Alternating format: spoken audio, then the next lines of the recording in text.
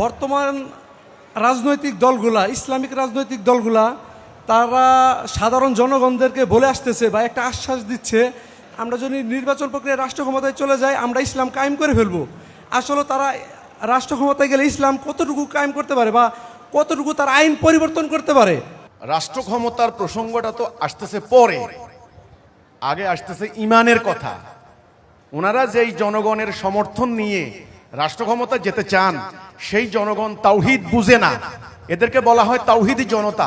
আসলে এরা তাওহীদি জনতা নয়। তাওহীদের কথা হচ্ছে আল্লাহর সভরেন্টি ছাড়া, আল্লাহকে ইলাহ ছাড়া অন্য কাউকে ইলাহ হিসেবে মানা যাবে না। ওনাদের কাছে ইসলামের যে আসল আকীদা, কনসেপ্ট, ধারণা, এটা নাই। ওনারা প্রচলিত যে ইসলামটা দেখতে পাচ্ছেন, এটা প্রতিষ্ঠার চেষ্টা করছেন। প্রথম কথা হচ্ছে এটা। দ্বিতীয় কথা হচ্ছে যে যেই প্রক্রিয়ায়, যেই তরিকায় ওনারা রাষ্ট্র ক্ষমতায় যেতে চান, সেই প্রক্রিয়া ভুল, এই তরিকা ভুল। নির্বাচন প্রক্রিয়া জীবনেও সেটা পারবেন না। যদি জানো কোনো রকম অনেক ইঞ্জিনিয়ারিং করে, অনেক কলা কৌশল করে, হাজার হাজার কোটি টাকা খরচ করে, মানে অন্যরা যা করে সে সমস্ত অনৈতিক বেআইনি পন্থা অবলম্বন করে, অ্যাকর্ডিং টু কোরআন, কোরআন যেটাকে নৈতিকতার মানদণ্ডে সাপোর্ট করে না, সেটাকে আমি বলছি অনৈতিক। যেমন যারা সেকুলার দল করে, তারা মিথ্যা কথা বলতে পারে, তারা প্রতারণা করতে পারে, তারা টাকা দিয়ে ইলেকশন ইঞ্জিনিয়ারিং করতে পারে, তারা মিডিয়াকে কিনে নিতে পারে, 9কে 6, 6কে 9 বানাইতে পারে। অর্থাৎ এক কথায় নির্বাচনে জিতার জন্য যা দরকার সব করা হয়। তাদের ক্ষমতা দরকার, তাদের নৈতিকতার কাছে কোনো তারা দায়বদ্ধ নয়। আইনের চোখকে ফাঁকি দিতে পারলেই পারে। কিন্তু আমরা যারা মুমিন, আমরা আল্লাহর কাছে জবাবদিহিতার একটা ব্যাপার আছে। দুনিয়ার কেউ না দেখুক, আল্লাহ আমার এটা দেখছেন।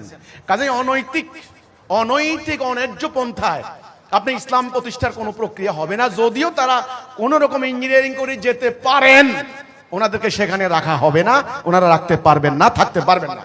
আমি শুধু এটুকু বলতে চাই, ওনারা যে ইসলামটা প্রতিষ্ঠা করতে চাচ্ছেন, এই ইসলামের পূর্ণাঙ্গ কনসেপ্ট ওনাদের কাছে নাই।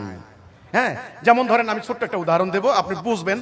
এই যে বড় বড় ইসলামী দলগুলা লক্ষ লক্ষ লোকের সমাবেশ করলেন সোহরাওয়ার্দী উদ্যানে, সেখানে একজন মেয়ে মানুষকে আপনারা কি দেখেছেন? দেখেননি। এত বড় সমাবেশে নারী নাই কেমনে হইলো? হজের ময়দান হচ্ছে ইসলামের সবচাইতে বড় সমাবেশ। সে হজের ময়দানে হিসাব করতে গেলে প্রায় সমান সমান নারী পুরুষ হয়ে যায়। আমাদের এমন কোন সমাবেশ নাই যেখানে নারী নাই।